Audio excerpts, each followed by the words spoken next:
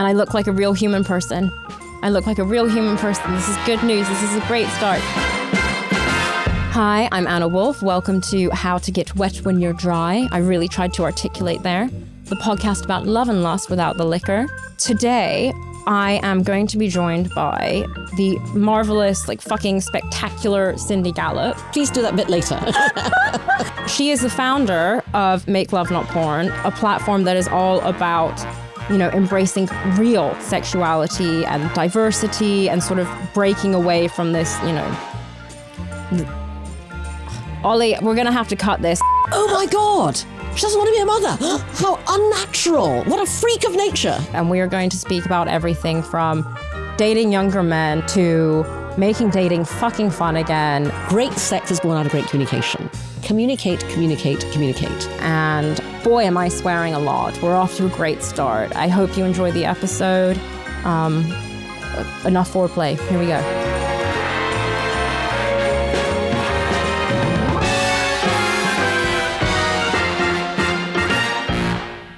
So I've realized that saying I don't drink, I can sometimes get the same reaction as saying I don't want kids. But instead of, oh, you just haven't met the right person, it can be not even one. I kind of like to think of it as going off script. And my guest today is the fabulous, wonderful, just fucking incredible Cindy Gallop. And I kind of like to think of you as the CEO of Going Off Script. Nice. But maybe not even going off script, but sort of just showing that society's narrative is just utter bollocks. We're just given so many constrictions on how to do life. You just live life. And Cindy is the founder of If We Ran the World, Make Love Not Porn. Could you tell me a bit more? Our tagline is, at Make Love Not Porn, we are pro-sex, pro-porn, pro-knowing the difference. There we go. Pro-knowing the difference. Yep. Recently, I saw on your Instagram proclaimed lightweight. You mentioned it before. Oh, yes. Yeah. Yes. Yep, absolutely. No, I mean, so I'm half Chinese. My father was English, my mother's Malaysian Chinese. And it is, as I understand, a physiological fact that Asians are less able to hold their drink. In the same way, very bizarrely, that Chinese people are more susceptible to motion sickness. And my mother, when we used to travel, suffered dramatically from motion sickness. Yeah. And I did when I was younger. I don't anymore, thank goodness. When it comes to alcohol, I am very fond of martinis, but bitter personal experience over the years led me to develop the Cindy Gallop martini rule, which goes 1 martini is bliss, 2 martinis is ecstasy, 3 martinis is fucking stupid. Now, I do on occasion break it, unfortunately, but when I'm sensible, I'm restricting myself to 2 martinis. Because I get drunk very easily, and which is why also I never ever drink before I speak in any capacity, which by the way is very depressing when I'm the after dinner speaker, But I absolutely will not do that. And back in my advertising career days, I got very good at appearing to be keeping up with the clients or whoever, but actually making sure that, I had my hand over my glass when the waiter was pouring more wine, or because again, in a business scenario, I knew it was not a good idea to get tanked. You were successful with something that I was not. I remember when I first started out in advertising a few years ago, 16 years ago, a colleague said to me, just have ginger ale, because then people are going in your glass and people are going to think you're drinking. I obviously didn't listen to that or I wouldn't be here doing this podcast. But in a romantic capacity, I feel like intimacy, dating, alcohol is so, it's intertwined with it. Typical dating culture, you just look on an app is, people list their hobbies as martinis. Why do you think that is so intertwined, and what's the effect of it on intimacy? I think there are, first of all, I think that there are a number of reasons why, as you say quite rightly, dating and drinking are kind of often inextricable. I think first of all, inevitably people are nervous, especially on first dates. And so they feel they need some kind of, as the saying goes, Dutch courage, as it were. So I think undoubtedly it's people absolutely drink to relax, to feel less nervous and insecure about how it's all going, et cetera, et cetera. I think that there is also, and this is absolutely the case with my love of martinis, there is drink as accessory, And so people feel that their preferred drink says something about them. You know, it is a branding device.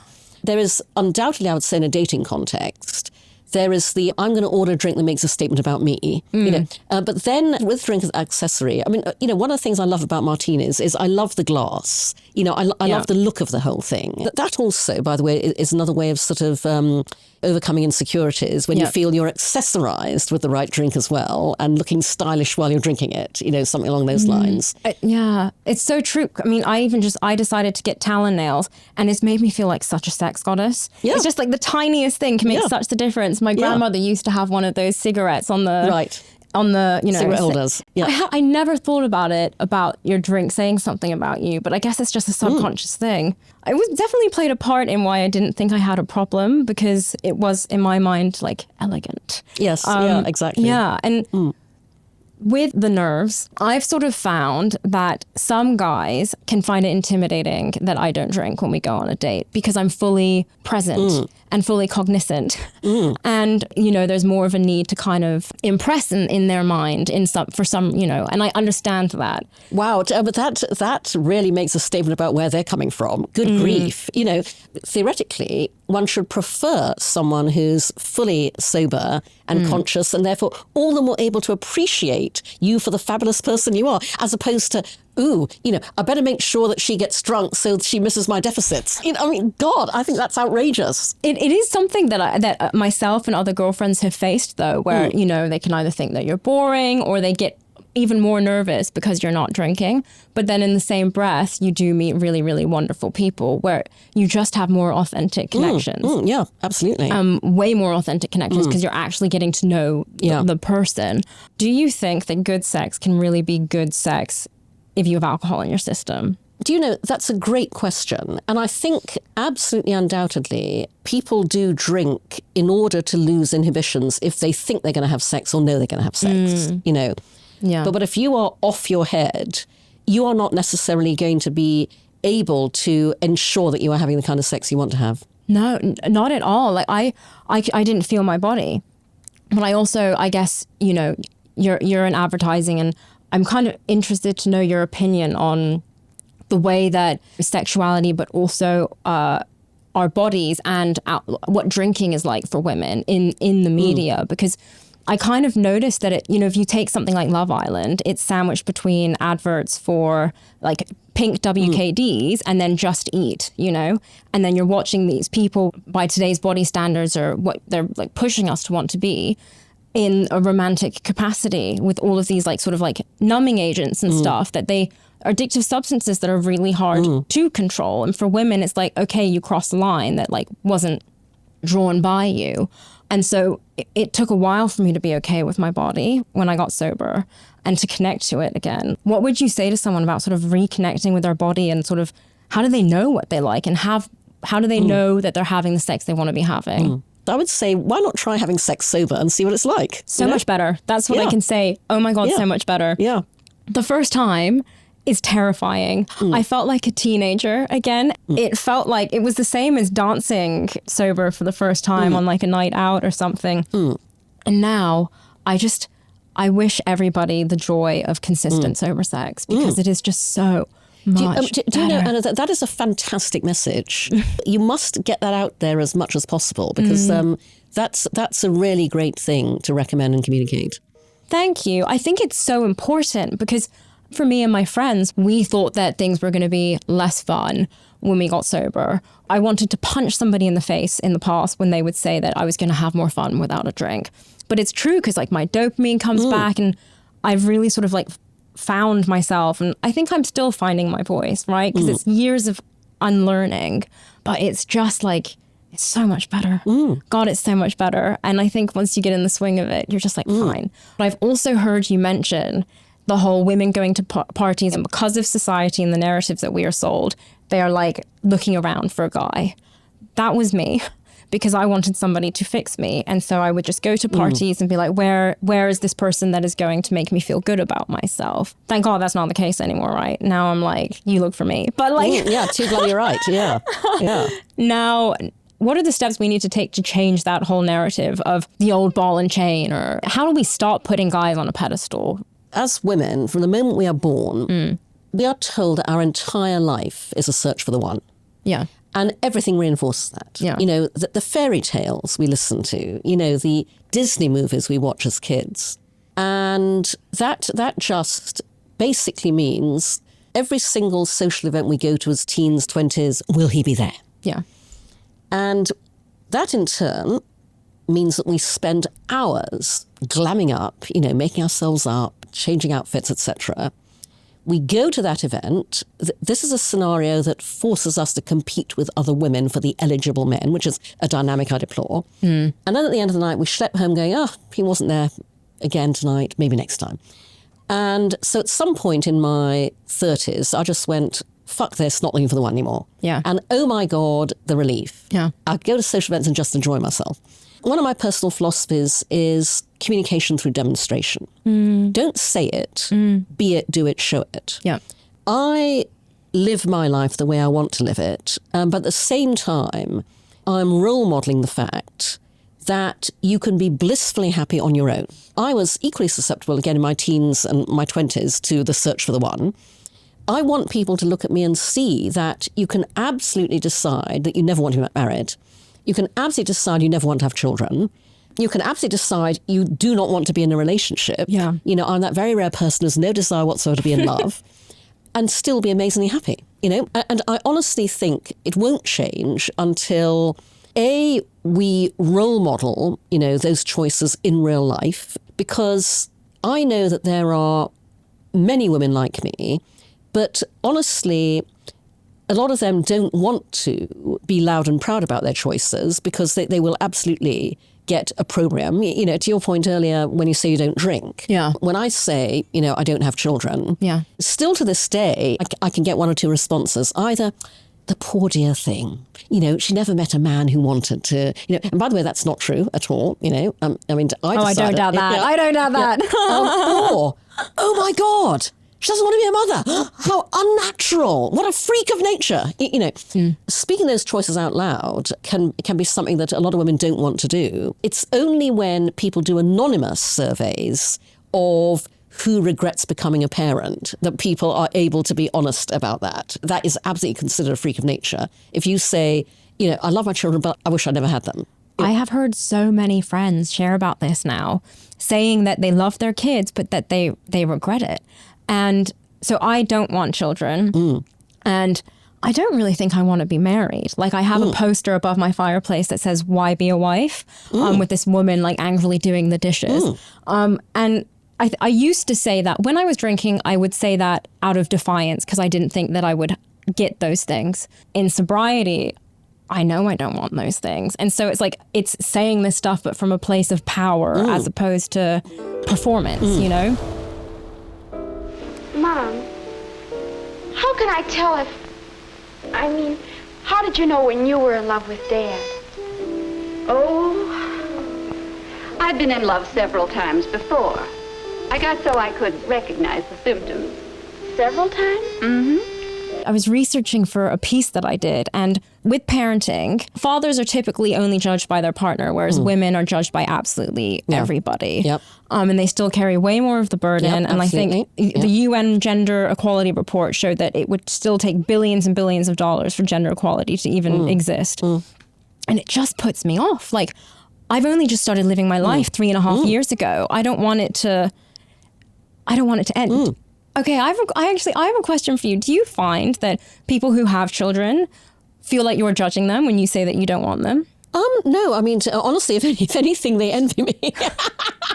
You know, no, not at all. No. I mean, I think anyone who has children completely understands why someone would not want to have them. That's, that is completely valid. That's very, very valid. Maybe I'm just saying it with such defiance that it almost sounds rude. And again, you know, this is the point, Anna. It needs people like you and me to say this out loud regularly, because this changes when people like us are loud and proud about our choices so that other people see them and realize those are choices that can be made. And when we do that, then there'll be more representations of that in popular culture. Because the problem at the moment is movies, books, advertising all perpetuate the coupledom, happy families, children. And what we need are many more representations in popular culture of people living differently. And by the way, women absolutely write and tell those stories. It's just that, yet again, every area of popular culture is male-dominated and everything is green-lit and backed and show-run through the male lens. In the same way, I sort of only realized like alcohol advertising being everywhere. It's everywhere. You go to the cinema, it's there, you know, buses, everything. It's all over the place. I also realized as I've gotten older, the extent of like the male gaze and everything that we watch. And it can feel almost like there's been some box ticking done, but I don't feel like we've gone under the surface and like address the psychological, emotional, all of those things that need to be addressed for this to change. One example of that I find absolutely extraordinary is every year I have an annual ritual, which is that I live tweet my reading of the Vogue September issue, which, you know, is that gigantic doorstopper with, you know, the September issue has all the ads and, you know. And I began doing this several years ago. I was just reading Vogue and I began tweeting my thoughts on each ad and my followers really liked it. And so it became a thing. And so every year I announce, right, on this day, I will be live tweeting. And I basically comment, I give my perspective on every single ad, fashion spread, piece of editorial, etc. And one of the things that I reference every year, because I have to every year, because it's clearly visible every year, is, you know, again, it's utterly ridiculous that an industry whose primary target is women, fashion, is completely dominated by men to the extent that the number of women designers that head up the top fashion houses is minuscule and diminishing as we speak because, you know, Maria Grazia Curie has just left Dior and has been replaced by Jonathan Anderson, et cetera, et cetera. Anyway, the ludicrousness of the male lens in fashion is that Vogue sells fashion to us, to women. And yet you will see fashion ads shot through the male lens, which means that I am being sold handbags and purses and shoes by naked women with a seductive come hither look selling to women. Come hither. You know, I mean, that's the ridiculousness of fashion advertising. Because it's all men doing this, they just process everything through the male lens, including thinking that to sell stuff to women, you've got to be seductive and sexy, and I mean, it's just absolutely ridiculous. It's so cyclical too, because you mentioned looking for the one, and then it's in order to do so, you must look like this and you must do this. I just wanted to ask you also about the notion of hard to get, because I believe that I'm hard to keep. But there is just this whole, again, the value placed on appearance. And we're sort of told you need to be hard to get. If you find somebody that you like, you know, hold out, don't sleep with them yet. For fuck's sake. For fuck's sake. I'm so glad you've said that. God almighty mighty. That's ridiculous. That's just such a ridiculous concept. I mean, if you like someone, you like someone, you know, and you should just go with what you feel. You know, by all means, sleep with them on the first date if you want to. There's nothing wrong with that whatsoever. Who the hell wants to start a relationship based on complete inauthenticity? I just find that an absolutely ridiculous idea. But there's all of these surveys coming out that show that people are so scared to be their authentic selves in a dating capacity. Oh my God, that's the one place you've got to be your authentic self, because I'm a big believer in be your own filter. So anyone who follows me knows that on social media, my personal tagline is, I like to blow shit up. I'm the Michael Bay of business. And where that came from was many years ago, I was talking to some potential consultancy clients about consulting for them. And I said to them, I consult very selectively, only for clients and brands who want to change the game in their particular sector. So you come to me for radical, innovative, groundbreaking, transformative. I don't do status quo. Then I lightheartedly off the cuff went, I like to blow shit up. I'm the Michael Bay business. And everyone laughed, and I left the room, and I thought, that is a very good way of summing up what I do. So I've been using it as my personal tagline ever since. But I don't use it as a bit of fun, a bit of whimsy, a bit of creativity. I use that line entirely deliberately, because when I characterize what I do in that way, it attracts to me the people who want what I do. Yeah. It repels the ones who don't.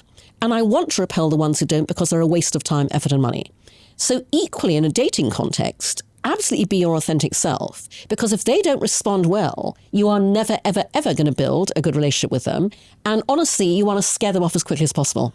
Was there ever, because you're so authentically you, and was there ever a time where you feel like you dated where you weren't authentically yourself? No, but then, I wouldn't say I've done a lot of dating per se. In my youth, I used to joke that I was an acquired taste because I was not, the kind of girl that all the boys went for, as it were. Again, very happy about that because, oh my God, when I think back, every boyfriend I had at Oxford, which is where I really discovered boys, because I grew up in a Muslim country in Brunei and I went to an all-girls boarding school.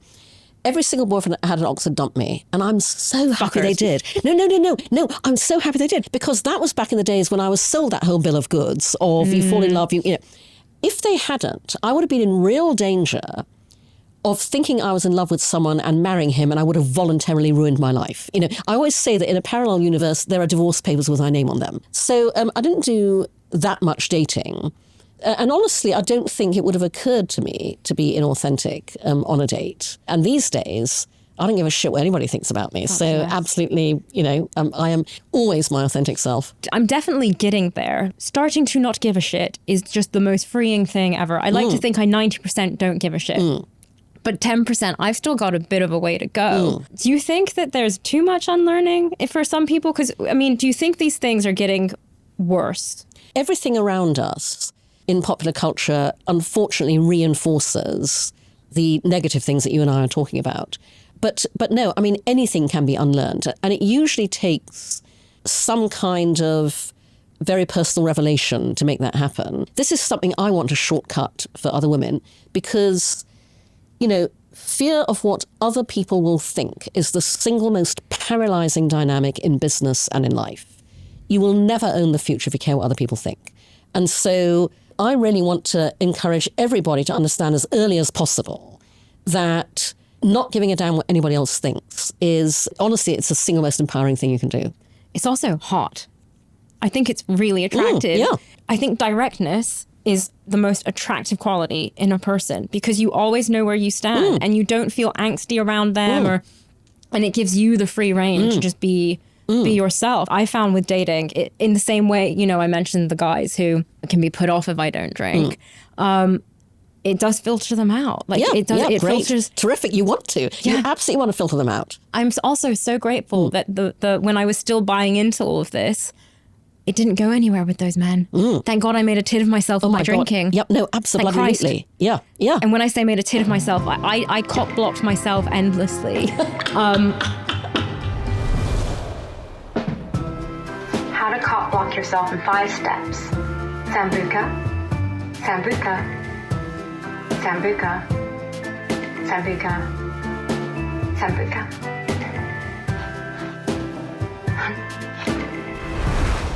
Sex for me is emotional and it is mental. I need to feel safe too, right? And so what do you think makes good sex good sex? Well, honestly, first and foremost, it's no coincidence that building Make Love Not Porn, my background is 40 years working in advertising. Because I've spent 40 years working in the business of communication. I know, therefore, that everything great in life and business is born out of great communication. Sex is no different. Great sex is born out of great communication. Communicate, communicate, communicate. And that's a very simple thing to do. But actually, when it comes to sex, it's not. Because we don't talk openly and honestly about sex, it's an area of rampant insecurity for every single one of us, no exceptions. We all get vulnerable when we get naked. Sexual ego is very fragile. People therefore find it bizarrely difficult to talk about sex with the people they're actually having it with while they're actually having it.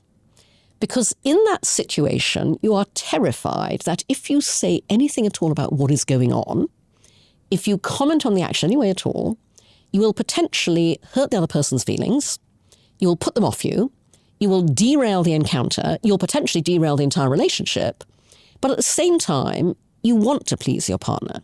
You want to make them happy. Everybody wants to be good in bed. Nobody knows exactly what that means. And so you will seize your cues on how to do that from anywhere you can. And if the only cues you've ever seen are in porn, because your parents never taught you about sex, because your school didn't teach you, your friends aren't honest, those are the cues you're going to take to not very good effect. It all boils down to communicate. It's how you say it though too, right? Because I did a lot of pandering to men in my 20s. So I didn't want to hurt their feelings. I don't do that anymore. Good. If I haven't had an orgasm, like my face is not showing that I've had an, I'm not, there's, you know, although I have always had them in sobriety because I know my body now. That makes men sound like human dildos to me. They're not. Like, that sounds really, you know, but, you know, I know myself now, so that doesn't happen. But it is also in how you say it, because, well, I'm very neurodiverse, and so and German, so I'm like very direct. Yep. And I find this is such a bad thing to admit, but I think because I wasn't saying what I wanted, I would then get resentful if I didn't have an orgasm. No, absolutely. Yeah. I'd be like, fuck you. Yeah. And I use that as a thing of like confirmation bias of we live in an unequal, horrible world and it's all about male pleasure. But how should we say these things? How do we communicate in a way where it doesn't just completely kill the mood? Well, you know, the important thing to remember is that there's no way it'll kill the mood because I'm a big fan of radical simplicity. I like to keep things very simple. The single biggest turn on in this world is to be in bed with someone and know they're having a bloody amazing time because of you. Okay? And so when you go to absolutely couch it in, you know, you are so hot, this is fantastic. It'd be even more fantastic if, that's absolutely fine, you know. So true. It is like my partner, I get an ego boost if it's something that, you know, he really enjoys, because I just think like, no, exactly. Everybody wants that feeling. Yeah. You know. Yeah. And then feeling safe in a relationship or, you know, whatever. It has been so freeing, because I also think we're made to feel quite ashamed about our sexuality as women. Oh, absolutely. It's a total double standard, In the same way with our drinking, you know, like if you even just look at the way, like look at like Ladies' Day at Ascot or whatever, it's just like the way that they push the visuals out of women and stuff, like it's fucking horrible. I hope this isn't a cheeky question, but do you mind me asking, because you said that you don't date a lot, but I have heard you say that you date younger men. Yeah. I would love to hear about this. So when did that shift happen for you and why? Sure. So like everything else in my life, it happened by accident. Okay, so I did not set out to date younger men. I was running an ad agency in New York, and 23 years ago, we were asked to pitch for an online dating brand, which was coming out of the UK and wanted to launch in the US. And as you know, in advertising, when you pitch for a client's business, you have to experience the client's product and the entire competitive landscape. So we all had to online date. And this was 23 years ago, and none of us at the agency on the pitch team ever had, because it wasn't a thing back then. It was an emerging sector. The rest of my pitch team were all already, you know, living with, married to, dating somebody. So they all went online as fake personas, you know, created false profiles. I was single. I thought, okay, you know, I have to do this for business reasons. Why not do it for real? You know, why not find out what this whole online dating thing is all about? So I posted my profile on a bunch of sites, was very honest about everything, including my age, got an avalanche of responses, which was very good for the ego. I'm not surprised. But much to my surprise, 75% of those responses were from younger men, and the majority of those were from much younger men. And I suddenly realized that I was every young guy's fantasy. Attractive older woman, high-flying career, didn't want to settle down, did not want to get married, did not want to have children, just wanted to have some fun, which at the time, I just started an ad agency in the world's toughest advertising marketplace, Madison Avenue. I was working 24/7, you know, fun was severely missing from my life. So I went, wow, hadn't thought about that as a dating strategy, works for me. And I've been dating younger men very happily ever since. I wish that for myself. In the future, that is what I wish for me. You said fantasy. So how do you feel about, you know, being a fantasy? If that's, you know, realizing that younger men, it's their fantasy. How do you feel about being a fantasy? Well, with the younger men I date, I'm not. So I meet younger men on cougar dating sites. I applaud the rise of the niche dating site where everyone knows why they're there. But although I date younger men casually and recreationally, I have one fundamental criterion. They have to be a very nice person. I have great radar for very nice people.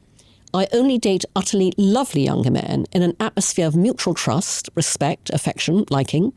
And as a result, rather ironically, my so-called casual relationships go on a lot longer than most people's so-called committed ones. Yeah. So I date younger men off and on for periods of 2, 3, 4, 5, 10, 15 years.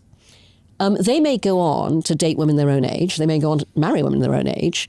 We like each other. We stay friends. I'm friends with a bunch on Facebook. We're connected on LinkedIn. We'll meet platonically, and then every so often the relationships end, every so often the marriages end, you know, and they return. It's very nice. I always say that men are like boomerangs. They always come back. Oh, they really do. Yeah. They always come back. There's never been, well, no, maybe there has been like a couple use cases, but I was a bit of a fucking nightmare back in the day. But they do. It's fascinating. Thank you so much for coming. How do you get wet when you're dry? Lube, lube, lube. There is no such thing as too much lube. And I say that, Anna, because porn's driven this misperception that you've got to just get wet naturally on your own. Oh my God, all sex is better with lube. Seriously, if you've never tried lube, just get yourself some lube Slippery and lube it up, and it just makes everything better when it comes to sex. Thank you so much for coming. Seriously, I've loved this conversation, Anna, because it's an incredibly important conversation. Your voice on this topic needs to get out there as much as is humanly possible. So I've thoroughly enjoyed talking to you. Thank you so much. Something I've been trying to do is take compliments and nice things. And so I'm going to just make a weird face instead and accept it. It was just, your voice is fucking incredible. It's like such a inspiration and just the biggest role model to people like myself. And I look forward to dating younger men in the future and just lubing it the fuck up. So Excellent. Thank you everybody for listening. Please come back next week. I didn't like that one. I sounded desperate. So just say thanks for listening. Oh, thank you for listening. Thank you for listening. No, okay, I'll do it again. Thank you for listening. Oh, fuck me in the fucking face. Thank you for listening. Does that sound weird, Ollie? What? I can't hear you. Thank you for listening. You can get this wherever you get your podcasts. We've got loads of other episodes that you can just fucking revel up, if that's even a word. And see you again next week. We good with that one?